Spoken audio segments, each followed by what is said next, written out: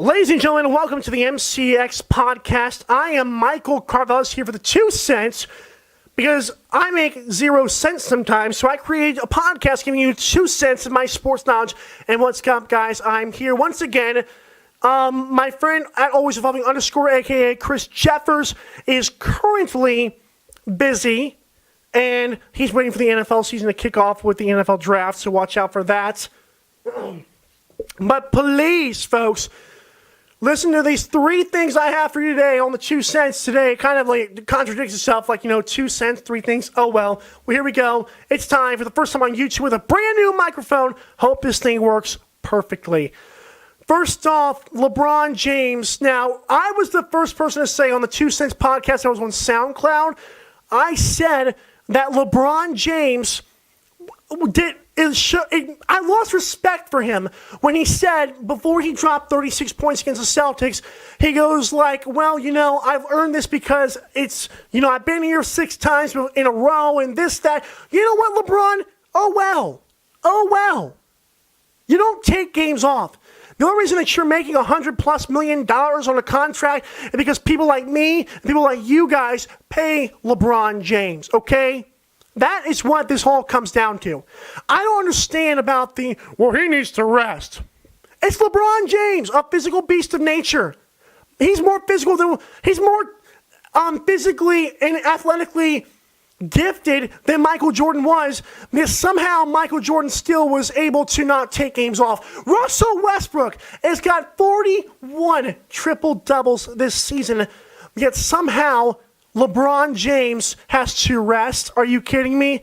That's not resting. Even Dennis Rodman must have heard the podcast or something, because Dennis Rodman literally gets on references to ESPN and says, Michael Jordan would have never done that. No, flip. Michael Jordan would have never done that because he wanted to win. In terms of Russell Westbrook, I think Russell Westbrook has validated a big point.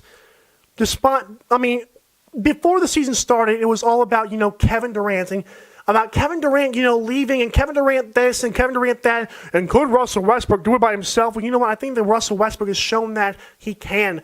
He made a statement by averaging a triple-double this season, and that, to me, is more than anything.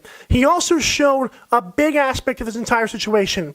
Russell Westbrook showed you and myself, that he could be a team player. It was all about, well, maybe Kevin Durant just wanted to come play with Curry. Really? Russell Westbrook proved by making his team, which is garbage, by the way, a playoff contender. That's unbelievable. And he should be commended for that. He should be commended. Russell Westbrook, there should be no question about who's first in the MVP voting. Now, maybe LeBron James finishes second for his recent run to the top. James Harden probably will finish there. Isaiah Thomas third, Kawhi Leonard fourth, and LeBron James fifth, or something in that line of reasoning. But there should be no, escape from this that Russell Westbrook, Russell is shooting terribly. His team is in the playoffs as a 6th seed. They shouldn't even be an 8th seed right now. One man is leading one team. That rarely happens. Not even LeBron James could do that. Not even MJ could do it without Scottie Pippen. I'm sorry to say that. Get on me if you will. Tony Romo showed something as well. Tony Romo joined CBS with a 99% chance sure that I'm done with football. Bro, a rookie took your job. You've been mediocre 8-8 for over 10 years. Do you mean to tell me that you wanted to win this entire time? Or you're just playing us? He was so dumbfounded by the fact that he came from a small town in Illinois and, he was undrafted. Well, what? We're going to get on to other players for this, but Tony Romo, because he was the quarterback of the Dallas Cowboys, and all of a sudden we have to talk about how wonderful he is and he should go to CBS. First of all, his voice is generic as muffins, okay? And muffins have more flavoring. There is no reason why Tony Romo should be out there. And by the way, I'm getting to a very good point in just a few seconds. Whenever you think about Tony Romo, should he have been signed in the first place, and a certain other player that may or may not be signed, and why? Tony Romo showed that he never wanted to be great, and that's the simple fact of it all. Tony Romo showed, I don't want to win. I just could never get over the hump of, oh, I'm finally here. Okay, what are you going to do about it? Tom Brady was drafted like the 6th or 7th round, but somehow he was able to find his will to win 5 Super Bowls without any physical capabilities whatsoever. Great job for Tom Brady. Tony Romo, the other end of the spectrum. But in terms of Colin Kaepernick, I'm like getting a 4th bonus point here. Colin Kaepernick.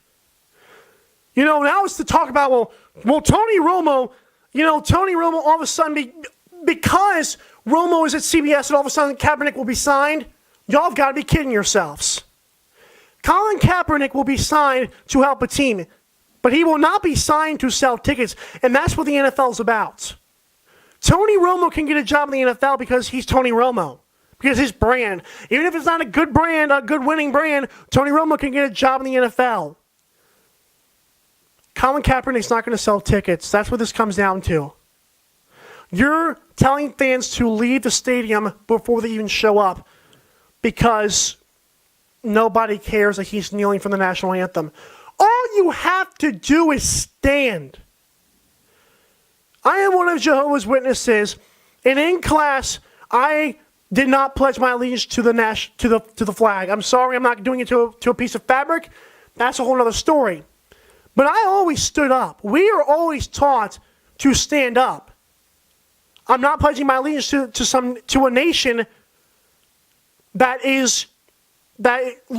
God said, just follow me. He didn't say follow me and the United States of America. No, he would have said that to us. Colin Kaepernick sits down and gains publicity from it, and all of a sudden he's a starting quarterback because he kneeled.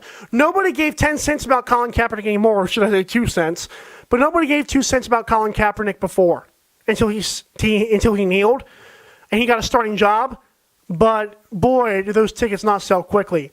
He had a good season. There was no reason why the San Francisco 49ers did not want him. I'm sorry. He's not selling tickets. You don't think the owners don't know that? I'm just saying.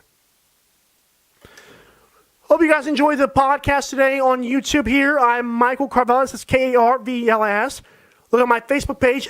Look up Karvelis on Facebook and like my page to get broadcast of the NBA, baseball this season, NFL coming soon, and updates from around the world. Plus new songs for myself, such as Papa Roach Scars, or what is the other one I was doing? I forgot. It's on this channel. It's the last video that was in there. So, anyways, thanks to my brother for letting me use this mic. I hope you guys enjoyed it. I'm changing my YouTube name from The Secret Man to Michael Karvelis, although shh, it's still a secret. Not kidding. The secret's out. I love you guys so much. 56 subscribers. And kudos to my man, Stupendous Wave, for getting that Star Wars video to 4.7 thousand views. I would have never dreamed of 1,000 views on YouTube, and here we go. I'm at 4.7 thousand on one video. Thank you for that. I kind of, just winged it in that video like I do a lot, but it sounded like garbage, so I had to make a different Star Wars videos coming soon. But boy, was Rogue One good or what? That was a good movie. I was so excited for Rogue One. I mean, I wasn't excited for it because I was like, this is going to be like a Lion King 2.5, maybe, maybe not that bad, but was it going to be close? No. Disney did an amazing job with that Rogue One movie. I also want to see Boss Baby. He's a born leader. And so am I. I'll see you guys next time.